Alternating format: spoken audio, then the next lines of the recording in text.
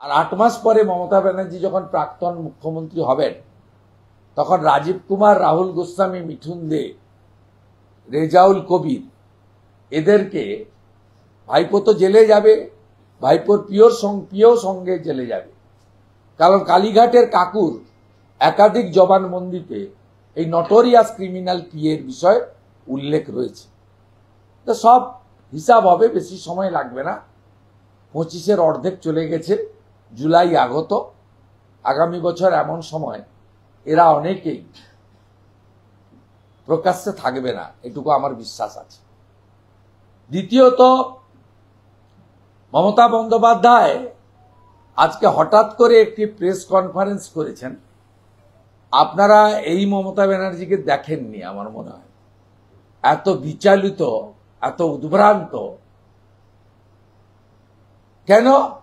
তার কারণ এক হচ্ছে গতকাল ওবিসির ইন্টারিম স্টে অর্ডার। কারণ উনি জানেন 17% হিন্দু ওবিসি ওনার বাইরে চলে গেছে, উনি অধিকার কাটতে গেছিলেন। আবার অন্যদিকে প্রায় 2 কোটির কাছাকাছি মুসলমানকে যে টুপিটা পরাতে গেছিলেন যে তোমাদের আমি চাকরি দিতে না পারি, শিক্ষা দিতে না পারি, স্বাস্থ্য দিতে না পারি, পরিযায়ী শ্রমিকের তকমা ঘুচাতে না পারি, তোমাদেরকে একটা করে ললিপপ দিয়েছিলাম ওবিসির সার্টিফিকেট, এটা আমি বিজেপির সঙ্গে লড়ে তোমাদেরকে আদায় করে দেব। এখন তো মমতা বন্দ্যোপাধ্যায়ের যা অবস্থা হলো, আমাদের গাঁয়ের কথা আছে, জালও গেল গামছাও গেল। অর্থাৎ 17% হিন্দু ওবিসি, মাহিষ্য সমাজ, কুর্মী সমাজ, যাদব সমাজ, আগরী সমাজ, তিলি, তেলি, কুম্ভকার, স্বর্ণকার, মালাকার, নাপিত, এরা তো গেলই, এরা বুঝে গেছে। আর সাথে সাথে মুসলিমদের যে সর্বনাশটা করলো, তারা হয়তো জেনারেল ক্যাটাগরিতেই লড়ে শিক্ষা নিয়ে, মেধা দিয়ে, তারাও, তাদের মধ্যেও তো অনেকে বড় বড় জায়গায় যান শিক্ষা দিয়ে, আইএস আইপিএস হন, জুডিশিয়ারিতে যান, ডাক্তার ইঞ্জিনিয়ার হন, তাদেরকেও সর্বনাশটাই মুখ্যমন্ত্রী করলো, এটা প্রমাণিত হয়েছে, তাই ঘাবড়ে আছে। দ্বিতীয় ঘাবড়ে থাকার কারণ হচ্ছে খিদিরপুর। আপনারা মনে হয় জানেন না, আপনারা গত পরশুদিন একজন ব্যবসায়ীকে প্রতিবাদ করতে দেখিয়েছিলেন। ওই ব্যবসায়ীকে পরশুদিন সন্ধ্যা থেকে থানায়, ওয়াটগঞ্জ থানায় তুলে নিয়ে যাওয়া হয়েছে এবং আজ পর্যন্ত কোর্টে প্রডিউস করা হয়নি। আমরা তার বাড়িতে লোক পাঠিয়েছি, এনএইচআরসিতে কমপ্লেন করছি এবং কলকাতা পুলিশের বিরুদ্ধে অপহরণের মামলা করার জন্য আমরা ব্যবস্থা নিচ্ছি। খিদিরপুর ওনার কাছে একটা শিরোপীড়া হয়েছে। উনি বিক্ষোভের সামনে পড়েছেন গত পরশু। উনার 1 লক্ষ টাকা মানুষ প্রত্যাখ্যান করেছে। আর গতকাল বিরোধী দলনেতা, যিনি সরকারেও নেই, কর্পোরেশনেও নেই, আর্থিক ক্ষতিপূরণও এত মানুষকে পকেট থেকে দেওয়ার মতো সামর্থ্যও নেই, সেই বিরোধী দলনেতাকে যেভাবে বরণ করেছে, তার মধ্য দিয়ে মুখ্যমন্ত্রী এবং মেয়রের প্রতি অনাস্থা জানিয়েছেন জনগণ। এটা খুব রাগ হয়েছে ওনার। তাই face is the index of mind. আমাদের রাজ্যের মুখ্যমন্ত্রী আজকে বিচলিত এবং চিন্তিত। তিনি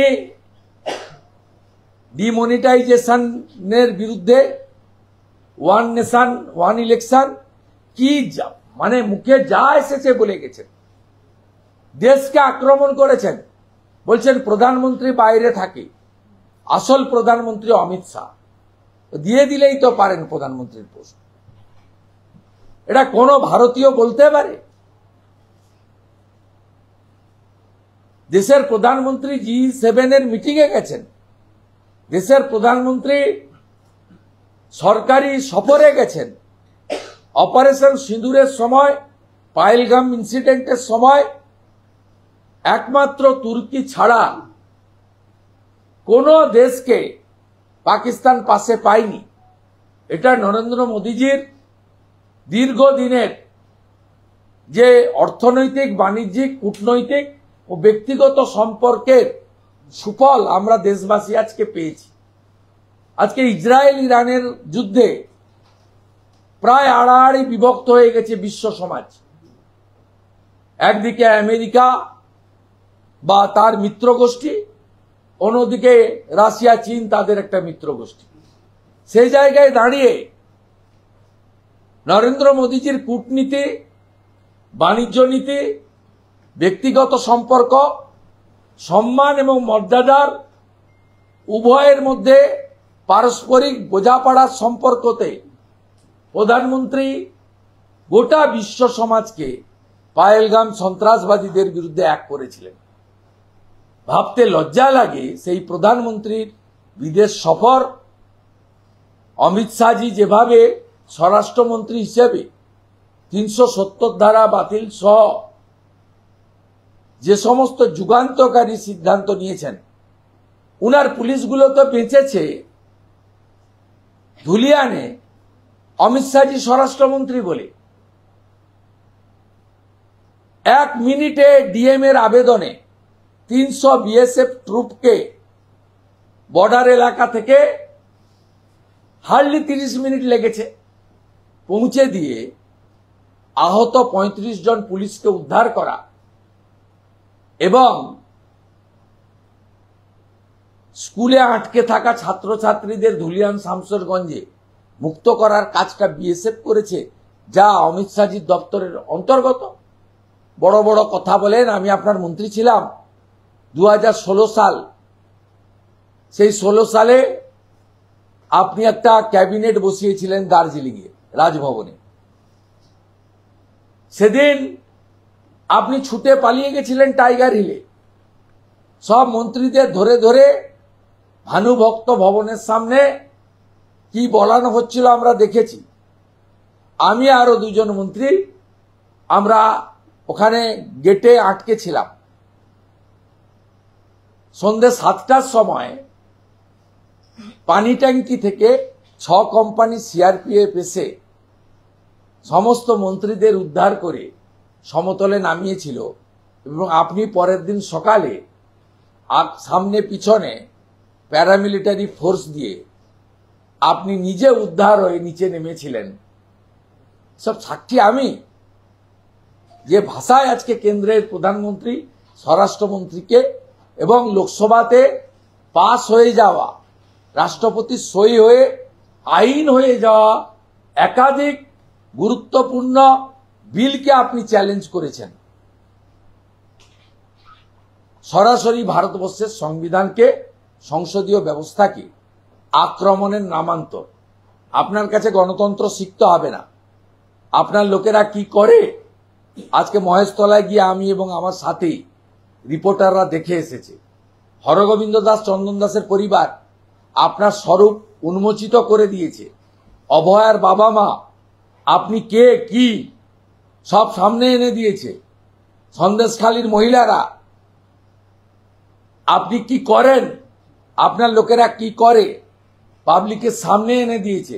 মোথাবাড়ি, মহেশতলার হিন্দুরা আপনার পুলিশ এবং আপনার চরিত্র উন্মোচিত করে দিয়েছে। আপনি ঘাবড়ে গেছেন, ভয় পেয়েছেন এবং সঠিকভাবে নজরুল মঞ্চে আপনি গান গেয়েছেন, আমার যাওয়ার সময় হলো, দাও বিদায়। আমাদের ভিডিও ভালো লাগলে লাইক এবং শেয়ার করুন। কমেন্ট সেকশনে গিয়ে জানান আপনাদের মতামত। আরও ভিডিও পেতে আমাদের চ্যানেল সাবস্ক্রাইব করুন এবং প্রতি মুহূর্তে খবরের আপডেট পেতে প্রেস করুন বেল আইকন।